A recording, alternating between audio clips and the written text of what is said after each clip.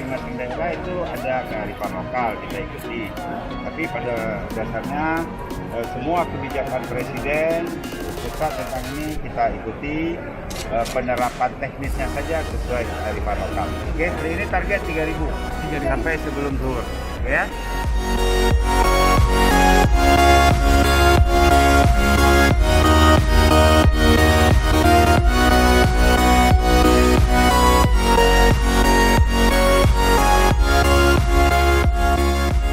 Saya sudah 2 kali divaksin. Vaksin pertama, vaksin kedua. Dan ternyata tidak menimbulkan efek apapun juga. Dan alhamdulillah kemarin saya cek di lab, saya sudah memiliki antibodi saya sudah terbentuk. Oleh karena itu saya mohon teman-teman sekalian jangan takut, jangan ragu, teman-teman dari media untuk ikut divaksin. Karena teman-teman di media juga termasuk yang berpotensi karena nanti ada dukungan yang lain. Mari kita sama-sama sukseskan program vaksinasi. Tidak ada keinginan pemerintah kecuali untuk menyelamatkan warganya.